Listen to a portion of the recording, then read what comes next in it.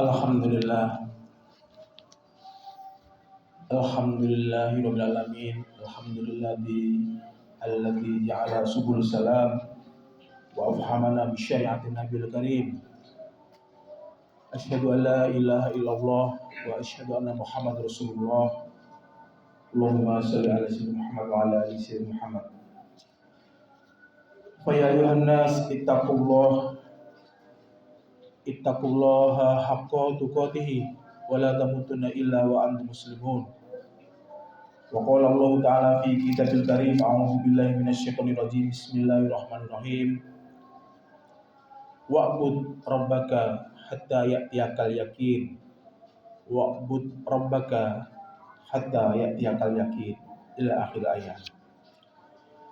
Alhamdulillahirabbil alamin. Puji syukur kita panjatkan kepada Allah atas banyak nikmat di kesempatan kali ini.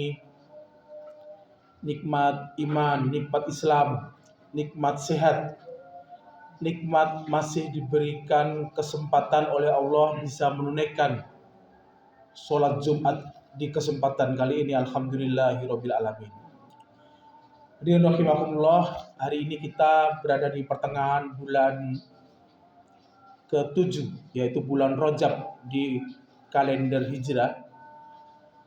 Bulan yang kalau kita ingat-ingat dan kita hitung-hitung, kita sudah masuk ke dalam bulan-bulan untuk meningkatkan keimanan dan ketakwaan kita, dan juga ibadah dan juga amal kita.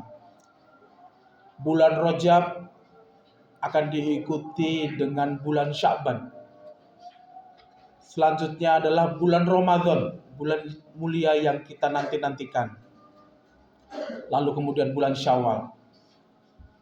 4 bulan ini kalau disingkat Rajab, Sya'ban, Ramadan, Syawal itu Rosya dan Rosya. Roso artinya menguatkan. Hadirin rahimakumullah, di kesempatan kali ini di momen bulan Rajab, bulan yang sebagaimana kita tahu, bulan diturunkannya perintah untuk kita beribadah, yaitu sholat. Maka marilah kita di kesempatan kali ini, khususnya khatib, mengajak untuk kembali meningkatkan khususnya apa yang diperintahkan oleh Allah untuk beribadah, yaitu tentang ibadah sholat. Yang pertama, kalau kita lihat dalam salah satu hadis Rawahu Tirmidzi, betapa pentingnya ibadah sholat ini, karena ini adalah yang paling pertama. Qala Rasulullah SAW, inna awalu, ini yang paling awal, yang paling pertama. Yuhasabu bihi ila abdu, yang dihisab pertama dari seorang hamba di hari kiamat nanti dari seluruh amalnya, min amalihi. Yang pertama itu apa? Yaitu adalah as-sholat. Fa'in soluhat, ketika sholat itu baik, maka ia beruntung. Faqad aflaha fa'anjaha, maka marilah kita perbaiki sholat kita. Kalau sholat kita itu fasad, tidak baik ataupun rusak, faqad khaba wa khosiro, maka sungguh kita sebagai orang yang dengan kategori gagal dalam beramal dan juga ibadah.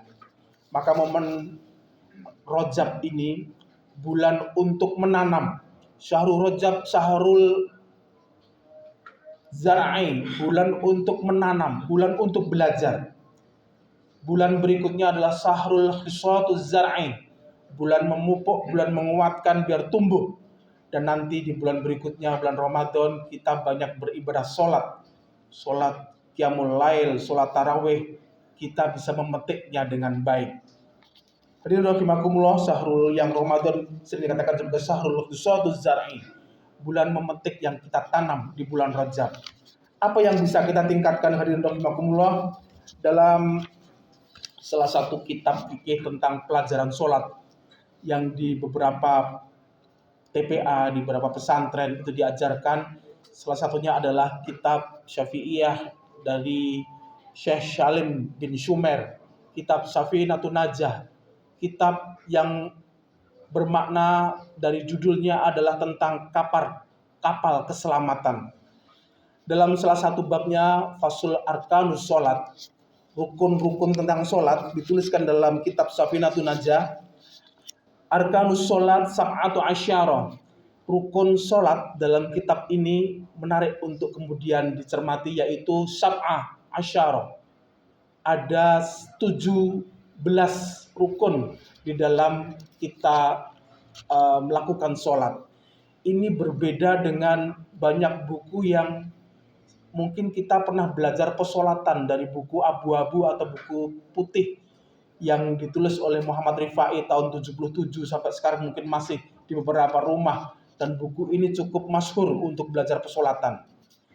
Di buku itu ada 13 rukun sholat. Kenapa Syekh Salim Sumer mengatakan ada 17? Karena dari awal rukun niat, takbiratul ihram, qiyam, untuk yang ke-6, 8, 10, dan 12 itu ditulis 4 kali, yaitu tumak ninah dalam 4 hal. Sholat yang baik tumak ninahnya dalam 4 hal, yaitu tumak ninah dalam sujud, tumak ninah dalam rukuk, tumak ninah dalam i'tidal, tumak ninah dalam sujud, dan tumak ninah dalam sujud, dalam duduk di antara 2 sujud. Dalam al-faslu berikutnya tentang al-faslu at-tumak ninah itu arba'u, dalam ruku'an wal i'tidal wal sujudal wal jalasa bainal sujud. Jadi kalau mengukur baik dan tidaknya seseorang sholat, rukun yang dicermati sampai diulang 4 kali dari Syekh Salim Sumer ini adalah dari RISD tadi. Di rukuknya tumak ninah atau tidak, di i'tidalnya tumak ninah atau tidak, di sujudnya tumak ninah atau tidak, dan juga di duduk di antara 2 sujud.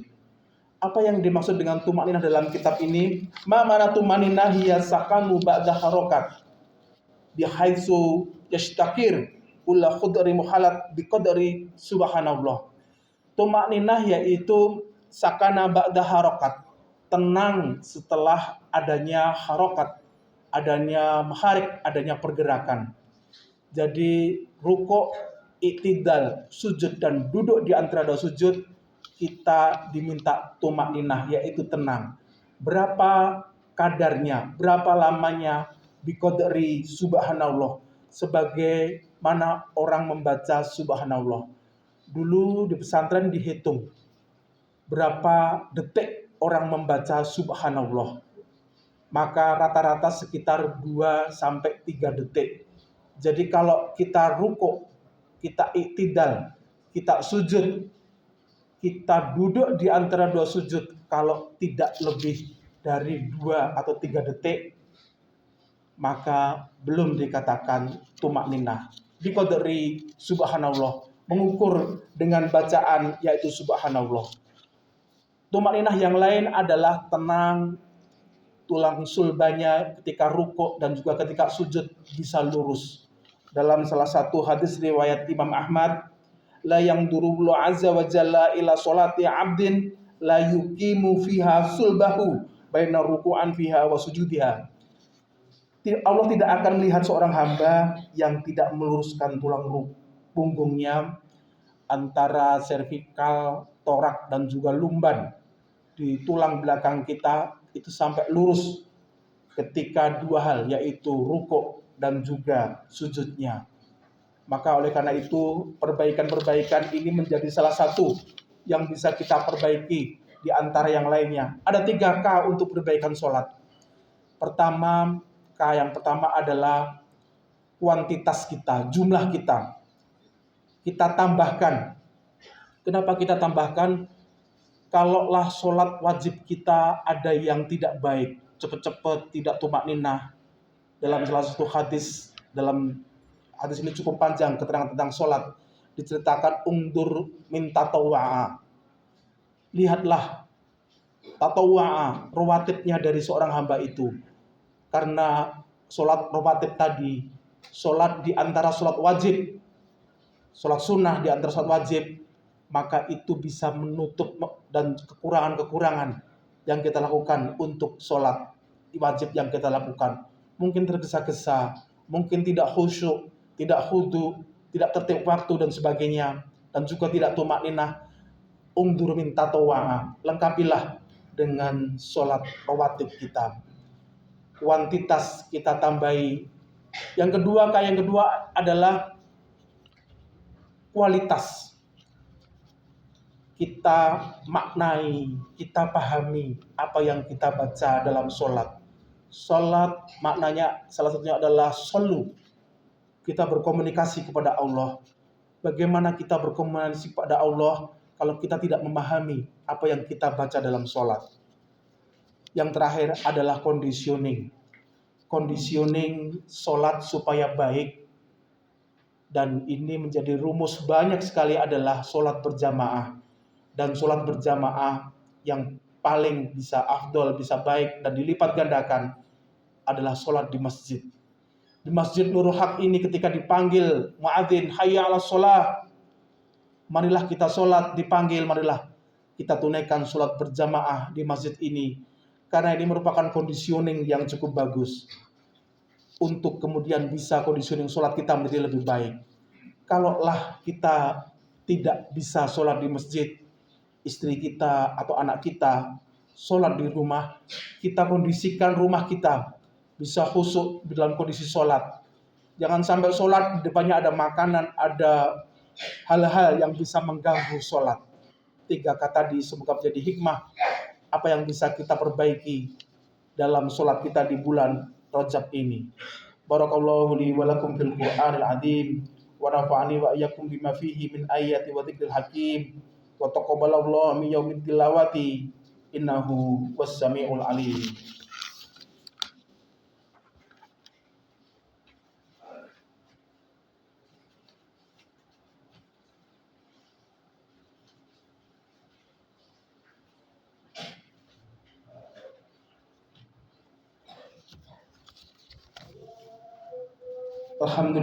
Alhamdulillahilladzi khalaqaz zaman wa faddala ba'dahu 'ala ba'din. Asyhadu an la ilaha illallah wa asyhadu anna Muhammadar Rasulullah. Allahumma shalli ala sayyidina Muhammad wa ala ali sayyidina Muhammad. Amma ba'du fa ya ayyuhan nas ittaqullaha haqqa tuqatih wa la tamutunna illa wa antum muslimun. Wa qala Allah ta'ala fi kitabil karim a'udzu billahi minasy syaithanir rajim. Bismillahirrahmanirrahim. Fa idza qadaytum manasikakum fadhkurullaha ka dzikrikum aba'akum aw asadda dzikra. Fa minan nasi may yaqulu rabbana atina fid dunya wa ma lahu fil akhirati min khalaq. Wa minhum may yaqulu rabbana atina fid dunya hasanah wa fil akhirati hasanah wa qina adzabannar. Ulaika lahum nasibum mimma kasabu wallahu sari'ul hisab. Innallaha malaikatahu yusholluna 'alan nabiy ya ayyuhalladzina amanu shollu 'alaihi wa sallimu taslima. Allahumma sholli wa sallim ala sayyidina Muhammad wa ala ali sayyidina Muhammad bi rahmatika ya arhamar rahimin.